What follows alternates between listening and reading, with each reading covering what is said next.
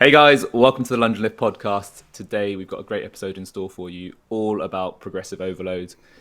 It is a key buzzword in the fitness industry, and rightly so, because it's one of the fundamental principles of making progress in your training. However, I think it is quite commonly misunderstood, and there are some opportunities to get more out of your training and get better results with the tips we're about to provide. So expect to learn the distinction between progressive overload for strength, for hypertrophy, and also endurance or CrossFit performance. But before we get into it, as always, a big thank you to our show sponsors, thetrainingstimulus.com. Please check out the website to learn more about movement mechanics. Wit-fitness.com.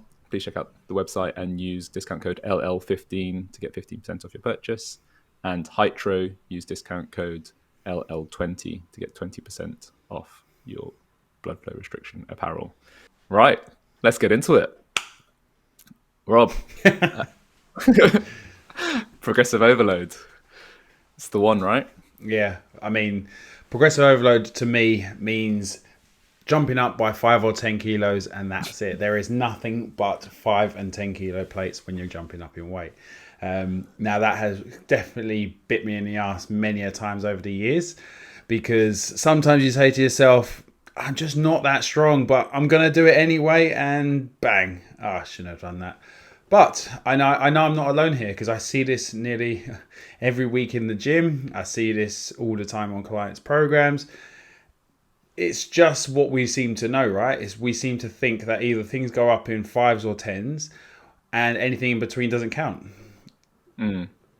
Yeah, I think that's a common perception, and I think the reason we wanted to do this episode is because there is actually a good amount of nuance in how to progressively overload. Like, how do you advance your training? Everyone understands that to make progress or to get any results, you need to be constantly pushing the envelope. You need to be Well, you asking say more and everyone more. does. You say everyone does, but I don't think everyone realizes this, because people will go to the gym and do the exact same thing, which, in the terms of what we're saying about progressive overloading, would be great, because they do the exact same routine every single week, but they don't change the weight. They use the 16s for the dumbbell chest press. They use the 30 kilos on the lat pull down, and they don't go up. Yeah, yeah, I think you're spot on there for the general public, but for our Oh, our listeners, no, listeners, they all know what they're doing. They've been they listening know to their previous shit. Yeah, episodes, yeah. exactly. Yeah, they're a cut above. So yeah, I think the sort of classic gym like beginner who starts going to their Globo gym and they do 3 sets of 10 on all the machines, depending on which ones are free, and has a favorite number that they use for each of the machines, and they're surprised when they don't see results. That's, I think everyone's sort of hopefully moved on from that and realized that that's not the way to challenge the body to adapt to be better. But when it comes to how you keep nudging the numbers up, there is a lot of room for improvement in the way most people go about it. And I think the first thing to get clear on, like, what are the different variables that we can progress when we're trying to progressively overload our training. And the key ones, the obvious one is weight, like lifting more weight in a given exercise. Reps, so how many reps can you do in one go or per set. The rest, so the time between those sets.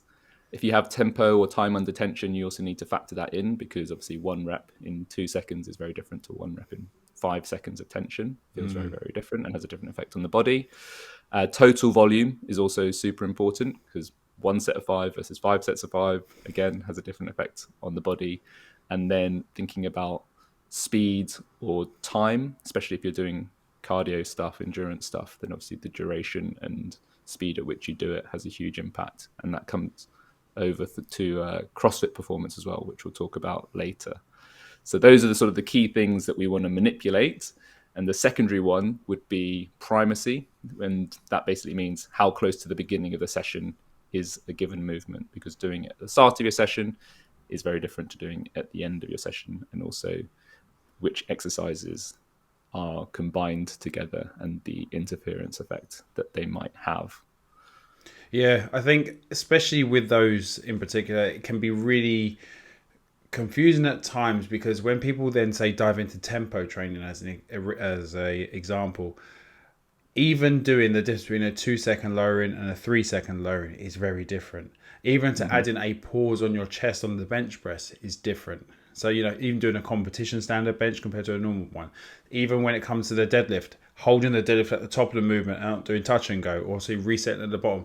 There's all these little tempos that say you don't realize, but how they, not only do they affect the body differently, but also then the amount of loading that you're going to be able to use with those movements are going to change. And I think where a massive issue comes is where people, if they don't have an appreciation of that effect on the movement, and they go, oh, I'm not lifting more now, and or they get annoyed that they're now not as strong, but you think long term with these type of things. So you're doing tempo work because you're trying to refine technique, you're trying to stress the body, and maybe you're actually trying to deload the body a little bit from that higher loads that you've been using, but still keeping it specific to the types of movements. So you're getting a different type of training stress rather than necessarily maximal load training stress. Yeah, exactly. And I think that's a key theme that we keep coming back to, is but knowing what the priority is. So what are you trying to develop? What fitness qualities are you looking to advance? Because if you're doing it for strength, there's a different priority call to make to if you're doing it for hypertrophy compared to if you're doing it for reps or endurance or anything like that. So I think the easiest thing to do is to work through a few common examples of set structures and discuss the best way to progressively overload and the considerations you might have. So let's start with a classic 5x5 for strength. Like Starting Strength is a famous strength program, and loves the 5x5s. And for beginners, they just do 5 sets, 5 reps on the big compound exercises and look to add more weight on the bar. But that works great until it doesn't. And why is that, Rob? Well, essentially, once you get to a certain bit of 5x5, you realize you can't actually do 5 reps at now this heavier weight that you've hit. So you might go and do 5, 5, 5, 4, 3. And you're like, oh, fuck, now I've not done a 5x5. What do I do now? Do I do some more sets to build up that volume? So now do I do a 8 by sets, like 5, 5, 5, 4, 3, 2, 2, 1? And it gets them very confusing. But it's only confusing if, again, you don't have a clear understanding of what you're trying to work for. If you're looking for absolute strength, then take that as a thing. Okay, cool. So as I've always kind of recommended with a 5x5, because if I would use that, I'd be using it in more of a strength focus with absolute weight. If you've hit 5, 5, 5, 3, 3 on week 1, say, then keep that same weight for next week and try and get maybe 5, 5, 5, 4, 3. And then you try and get reps. So then your total reps will be increasing week on week until you get 5x5. And then you can add on that 1.25 or 2.5 kilos that you should be doing. Yeah. And I think the underlying principle there is what's the priority behind the 5x5? Is it absolute weight on the bar, in that you're looking to improve your 1 rep max? And in that case, it might be better to reduce the reps and keep the load heavy. Whereas if you're working on a 5 rep max, then actually making sure you hit 5 reps every set is probably more important than the weight on the bar. So sticking with the weight, you can hit that and nudging it up.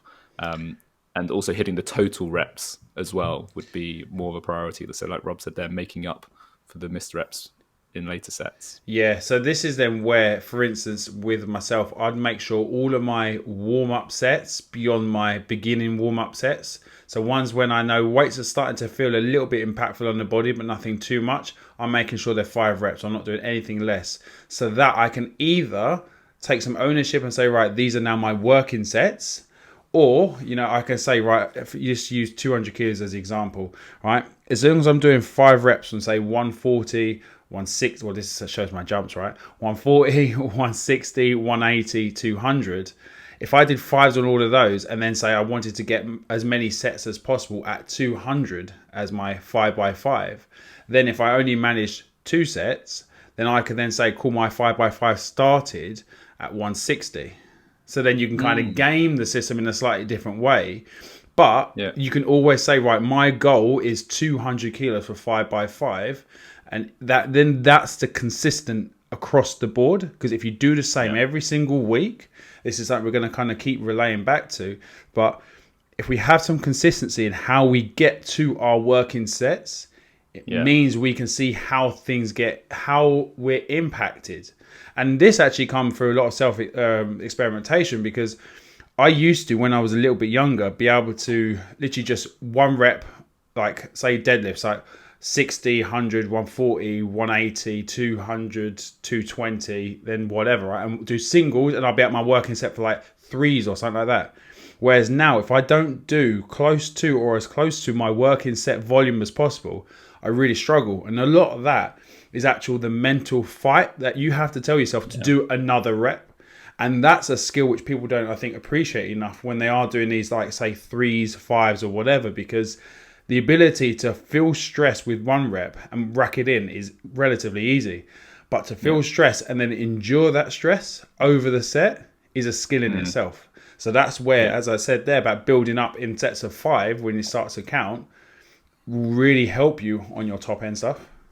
Yeah, I think you touched a really good point there, in the consistency of warm up sets and build up sets, and that's a common theme across all the examples we're going to give, is that we want to be comparing apples with apples. So if one week you do 5 build up sets, another week you do 2, it's hard to compare fairly whether your working sets are similar, because if you say you do 3 warm up sets and then you retrospectively choose one of the or 2 of those to count as a working set, it's not the same as if you've done 5 working sets and you've accumulated more fatigue before going in.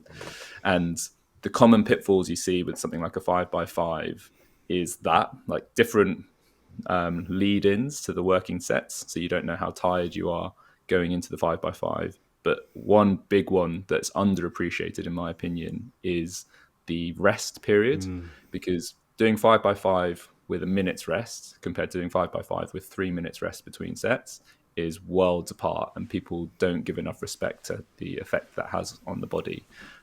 So if you want to be comparing apples with apples, trying to take as scientific of an approach as possible ensures that you are definitely progressing, because maybe you lift more weight or you do more reps but you rested for twice as long. It's actually not necessarily as significant of an improvement as you think, compared to if your rest is exactly the same, for sure that you have improved. But I guess that doesn't obviously lead to what is your goal. Because again, if you're trying to, say for powerlifting, I'm trying to lift the maximum weight possible. If I need to take a little bit more rest one day to make sure I hit my numbers, then that's okay. So then I might still note that down. I had an extra minute on top of my, say, 2.5, 3 minutes rest. So, but then that meant I executed the lift properly. So then, yes, okay, it's a variable that has now changed.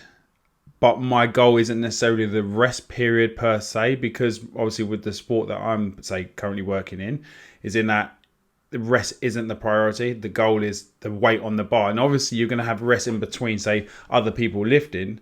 But that is often quite a while, unless your flight is really small. It's quite a while in between lifts anyway. So it's quite apples and apples in that way. Yeah. But definitely when I would say program this sort of either 5x3s or 5x5s with clients, the rest I have been stipulate is key, because of if that's the only thing they're training for to get better in their own sense, then that is a massive part of their progression essentially, because you don't even then have to add weight, you can just reduce rest. Yeah, exactly.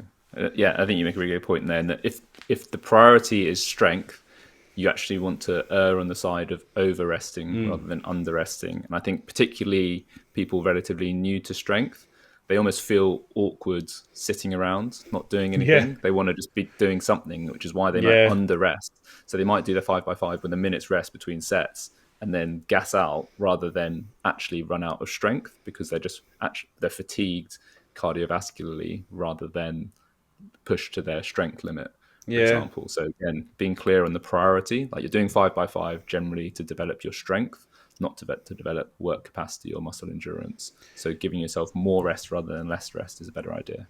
Yeah, and for me, especially when it comes to strength training, even with myself, I say just don't be lazy, because rest as you see fit. but just don't sit around and toss it off on your phone and stuff like that. Like if you need to, like for me, this is an example. Like I know roughly to build to my top set. Say I squats the other day. I filmed from the start to the first set. It took me 15 minutes, and so that was to build, hey, so from 0 to 200 kilos. I could have done that quicker, but by the time I got to 200 kilos, I was feeling pretty good because I knew I had all my working sets there.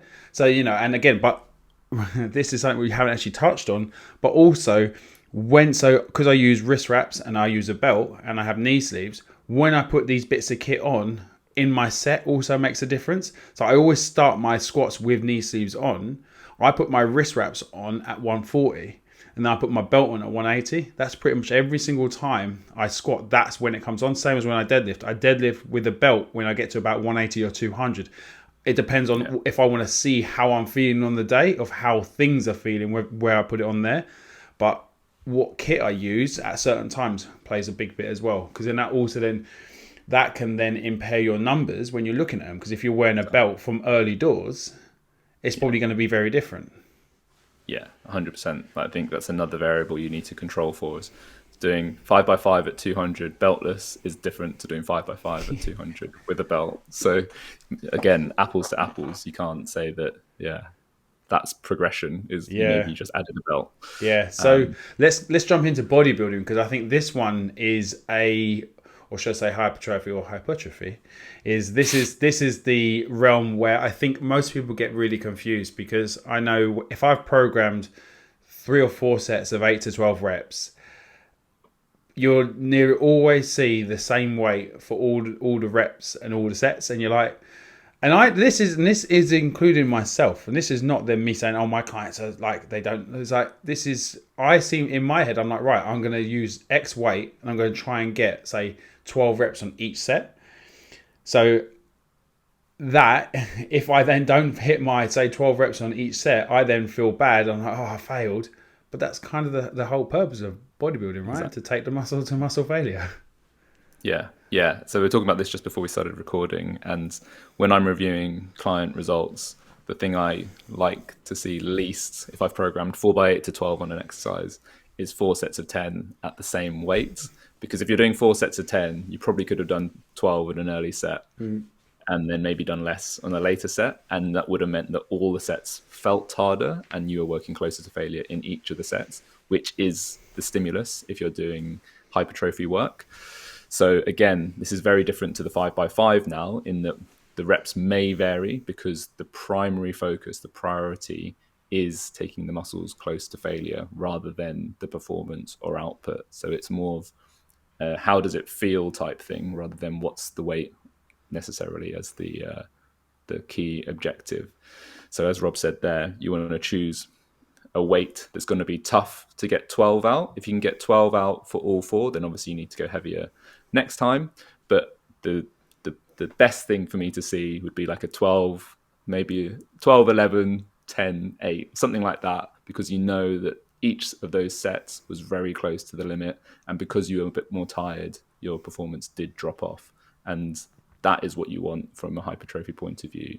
And I would say here, rest is very, very important in hypertrophy work, because the metabolic stress component is a key variable. So doing those 4 sets with 75 seconds rest compared to 2.5 minutes rest, again, has a very different impact on your performance, but also the biochemistry of what's going on. Yeah.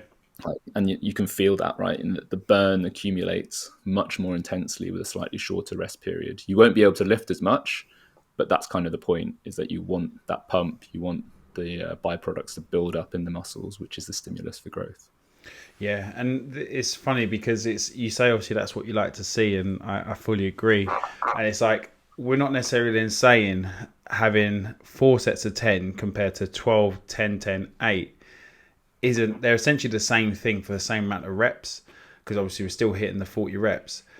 But as Ash just mentioned there, is that what it does tell you is that you could have pushed harder, because if you are being consistent across the board, it's just you should be looking to get to that failure. And I think that's where a lot of people just get a little bit worried with training is getting to failure, because there is a lot of talk generally across the board of how you don't want to go too close to failure because it's not good for the body and so forth. But with bodybuilding, that is what we're trying to do. And I think where functional bodybuilding and stuff has kind of come in, it's kind of blurred that key principle of bodybuilding, of taking muscles to absolute failure, because they're trying to grow and we want to destroy it as much as possible so it can grow back stronger and bigger and that, rather than always kind of flirting in this like no man's land of, okay, I'm going to get all my sets of 10. And it's like, okay, you could have just pushed harder. So, exactly. So it's just something that I've noticed, like especially when you look across on social media and stuff like that. And yeah, it's just, I think we could probably be working harder in the bodybuilding world, like bodybuilders do. Exactly. And you just touched on a really good point there, in that the total volume is also important for hypertrophy. So there is a balancing argument in terms of going to failure, in that if 12 was like absolute failure, the last 3 were grinders, and then you go 12, 9, 6, 6, you actually have pushed too close to failure in the first set, and you've now missed out on total volume. So there is a sweet spot here in that you are close to failure, but especially if you're the type of athlete where once you hit a hard failure, your performance goes off a cliff, then you do want to leave 1 or 2 reps in reserve in that early set or two, so that you can still get the total volume. Because if you lose out on nearly 50% of your total reps, you are missing out on some hypertrophy stimulus as well. So that's why the rep range exists like that. It should be tough for 8 to 12 reps, but you should be doing minimum 8 reps in a set, ideally. So don't miss out on all your volume by, blowing your load early in set 1. Exactly. And so if you're not too sure still, as your minimums is, you have to understand here, say 4 sets at 8. So you got to do between 32 and 48 reps. Like that is your goal. If you're then going below that, just like Ash said there, then you've gone wrong. So, and if this was me and this is just how I would possibly do, and if I had the time and I did that 12, 9, 6, 6, I might do then another set of 6 to then get that volume in still, because I know I'm going to be pushing to that level of failure, but then I'll still hit my minimum work requirement. And then next week, I make a better decision to perform it better. So I'm still doing what I was supposed to do. I just did it in a slightly different way. Yeah. Punishment set. Yeah.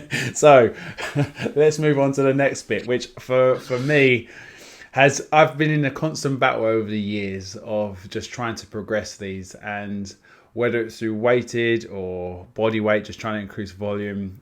Pull-ups. The king of pull-ups himself. How do we get better?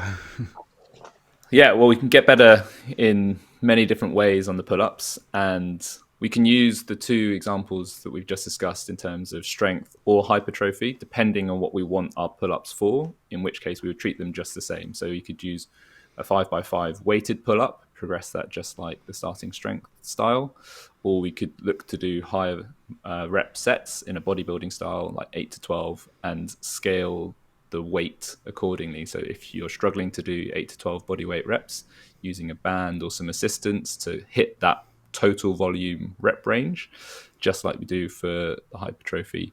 The key thing for pull-ups, almost too obvious to say, but I will say it, is you've got to factor in your body weight as part of the weight. So if you weigh 100 kilos, then you're lifting 105 if you add a 5 kilo weight to you. And bear that in mind as a percentage of your body weight to understand how big those jumps are. Because if you weigh 60 kilos and you add 20 kilos, it's a different jump to if you weigh 100 kilos and you add 20 kilos as a percentage. Even just the stress on the hands. Like for me, this is where I've kind of always had not a issue, but kind of an issue where like you got a light individual saying, well, I can do reps, is, your power to weight ratio and all that shit. I'm like, fuck off. 100 kilos. Like that's a lot of I know, again, technically my hands should then probably be able to endure more, but hanging is not something that we just generally do. So that stress is a whole different stress in itself. But what's really interesting is so yesterday I had weighted pull-ups in my program, and I did, I guess, the 5x, because it was a 5x5. I did 2 sets of body weight, and then 3 sets were at 5 kilos added on. So then next week, I'm going to try and either go for all sets with 5 kilos, because I did feel I had a little bit more, but I'll probably err on the side of caution, because again, you're in it for the long game. I'd maybe do 4 sets with 5 kilos and 1 body weight set at the start to like prime that set, because I know by that 5th set on that 5th rep, I got it fine, but it wasn't easy. It was definitely like an RPE 9, so 9 out of 10. It was definitely close, and I was like, maybe another one would be the grinder one. So I know I'm not necessarily that much stronger, and in a week, would I be that much stronger? Probably not, but by maybe adding 1 more set, because of, again, the skill of doing the movement itself has increased. So I may be able to do it because I'm not necessarily going up in weight. Now, I guess where we talk about progressive overload is, what do I do once I've got 5x5 with that weight on my back or on my hips? Yeah. Well, again, it depends on the priority. Are you looking for absolute strength in the pull-up, or are you looking for? Always. Well, that's easy. Use a heavier weight, More right? weight. Heavier weight. Yeah. Like go up by 5, right? So it's 10 kilo next. Yeah, definitely. But I think another common goal for pull-ups is a max unbroken set. So if you're doing a max unbroken set, what's the best way to progress that? Because if you just do a max unbroken set every session, you're probably going to see that sharp drop off that we discussed earlier. Say you can bang out 12 unbroken pull-ups, you might do 12, and then your next set you've only got 6 to 8, then the next set you've got 4 to 6, and you greatly diminish your total possible volume. So like Rob mentioned there, you don't get as many reps practicing the skill of the movement. So you can think that total rep count per session for skill development is a huge factor. If you're only doing 20 pull-ups in a session because you've gone 12, 6, 2, comparing that to doing 30 or 40 reps by doing smaller sets like 4s or 5s, you're going to fine-tune that motor pattern to a much greater extent. You're going to become much more efficient, which in terms of developing a max rep set is going to give you a lot more benefit. Imagine, like, the analogy here for runners would be total kilometers per week. Like if you did 1K time trials as your only session and buried yourself, you wouldn't be able to run as many total kilometers per week as if you did zone 2 work, for example. We want to be leveraging that mindset to develop a long pull-up set. We want to be super efficient, and we don't necessarily want to get super close to failure, because that will reduce the total reps we can do in a training week, which has more carryover to a max rep set than just doing one tough set or a really heavy set. Yeah, because also when we talk about the skill, is then the quality of the movement as well, because everyone knows they're trying to grind out those last few pull-ups, that everything gets involved, the hips, the shoulders, everything starts to get into this like prawn position, and just it's not a good look. But then you say, well, I've done my 12 reps. It's like, technically, you did get that chin over the bar 12 times. It's that principle of when you've done your first muscle up, you can't then do muscle ups. You've just done a muscle up. It's now you need to learn the skill of linking more than one together. And I think pull-ups is one of those things which, again, you see often where it's, okay, you've got to do, say, 3 sets of 8. And like the quality of those like 7 and 8s is like, you're not actually doing a pull-up. You're ticking a box. You're not getting that. You're not getting the movement down per se. And I think, yeah, okay, if you're doing one big max set, it is what it is. You're looking to get max reps, so you're looking to get that chin over the bar X amount of times. But when you are trying to get better at something, the higher the quality, then say more sets will then improve your ability to get stronger. And that's like when I said there, I could have definitely done 10 kilos weighted pull-up yesterday, 100% on all 5 sets. But the quality would definitely, I may be about to do 3 and then 2 on each set of them good quality and then poor quality. But is that getting me better? I don't know. Okay, stress on the hands, maybe. But quality of pull-up, probably not. Yeah. Talking of low quality pull-ups, that moves us on nicely to our next topic. CrossFit gymnastics. So there's a key distinction between CrossFit gymnastics versus like strict pull-ups, in that in the sport of CrossFit, we're looking for performance. And what that means is either speeds or like total amount of work done in the shortest period of time, which is also kind of speed. But it's speed per rep, but total work done in a given window, which doesn't necessarily mean unbroken. And I think that's a key misconception, in that if you see a chunk of 50 toes to bar or 50 pull-ups that need to be done before you can move on to the next exercise, the goal isn't to do a huge unbroken set. The goal is to get through that work in a shorter time as possible. And even if you did 50 singles, if you did it faster than someone doing 2 sets of 25, you win, you beat them. So Yeah. that's what we should be optimizing for and progressively overloading in our training, rather than looking to do long unbroken sets. And I think of this as like rep density. So in a given time period, how many reps can you get done? I don't care how many times you jump on and off the bar. Obviously that will impact your performance.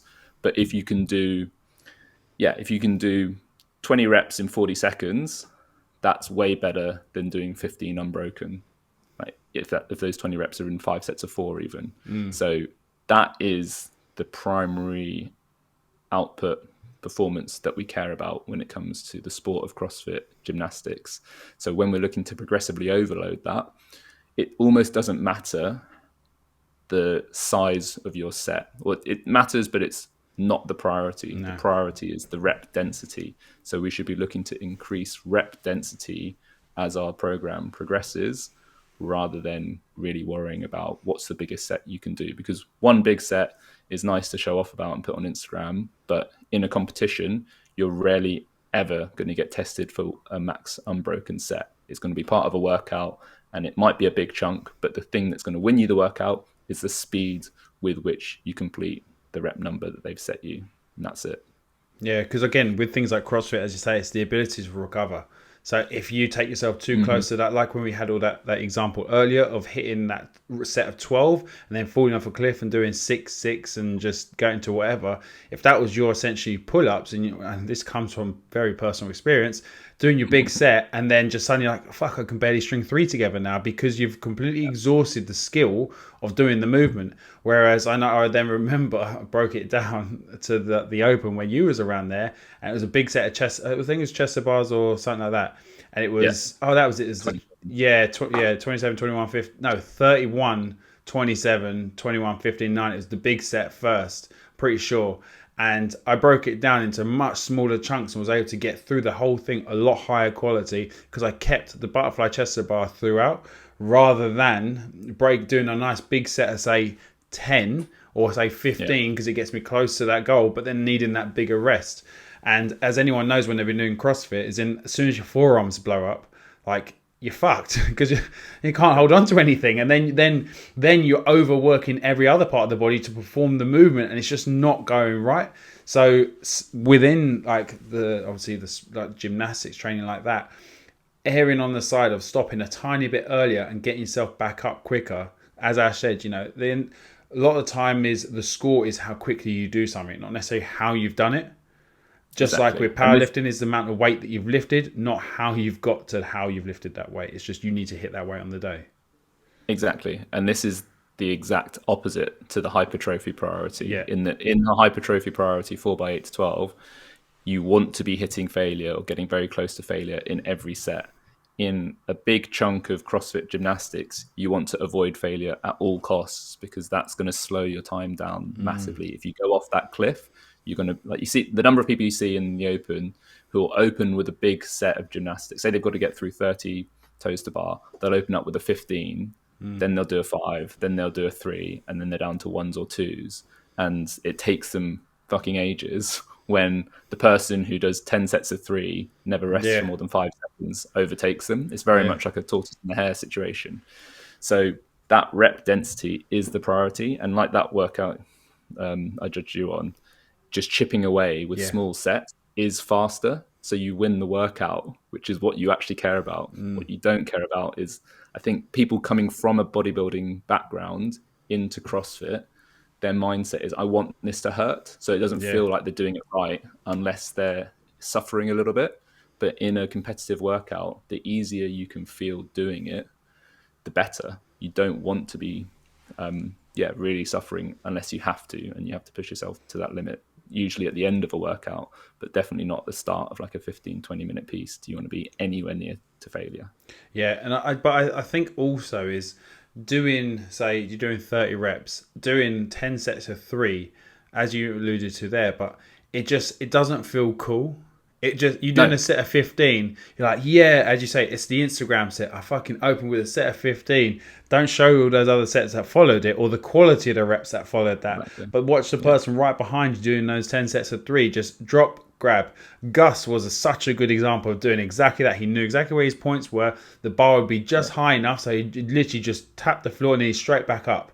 Like exactly. it's, Yeah, and that's the thing, when you know your spots of where you're going to fail, you stay well away from that so that you can really push through and dig deep for a much longer period of time, because as we say, we want to try and get to the end as fast as possible, not make it look as good as possible in the sport of exactly CrossFit. that. Exactly right. Would you rather have a good video for Instagram, or would you rather win? It's, some people prefer the Instagram video, and that's fine. But I think if you actually want to be good at the sport of CrossFit, then that's the priority, and you should definitely go for speed and rep density. On that note, there is another factor to work on and progressively overload, and that would be rep cycle speeds. So especially movements like toes to bar and bar muscle ups, being able to go from one rep to the next in less time. So quite often this means actually reducing your kip swing to be a bit stubbier, so you're not so loose and swinging through the extreme positions, and not maybe Kip. not going tighter kip, not quite such a big arch or Superman position, means that you can do more reps in less time. So even if you are just doing threes, you can do 3 reps in a couple of less seconds than somebody else who's got a big loopy kip. Obviously means less time under tension, and if you do bigger unbroken sets, they'll be significantly quicker. It's kind of the difference between butterfly and regular kipping pull-ups as well, is that the cycle speed is much, much faster, which is why the elite guys all prefer them. Yeah, and it's funny because you say that, and like you see that in even like a high level gymnastics, high level CrossFit and stuff, is where you see that people that aren't as strong at a movement need a bigger kip to obviously use that. But you see like the stronger guys and stuff doing bar muscle ups where they're near enough going straight down and straight back up, because again, the further away from straight you go, the longer it's going to get back to straight. So just like I said there, that's why when you're watching people do strict muscle ups, like, you know, gymnasts that are just the fucking bollocks at doing muscle ups, and you see the way they just go up and down like nothing, probably as quick as someone doing a kipping one, you're just like, Jesus, like how?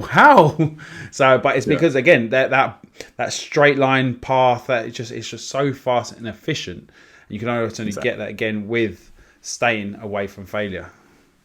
Exactly. So that's, in terms of looping it back to how do you progressively overload cycle speed, it would be doing skill development work, looking to get X number of reps done as quick as possible. So you might do like 3 to 5 reps as quick as you can, or depending how good you are, maybe you could do 5 to 10 reps if that's a small percentage of your total capacity.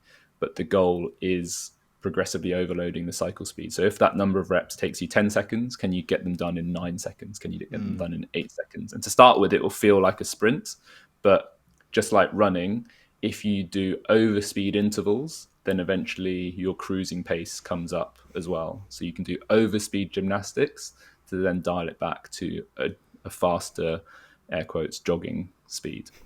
Yeah. Oh. Just for those listening. That's my chair. Yeah. Awesome. Cool. Well, obviously it's not your chair, mate. It's you're currently living life up in Portugal, aren't you?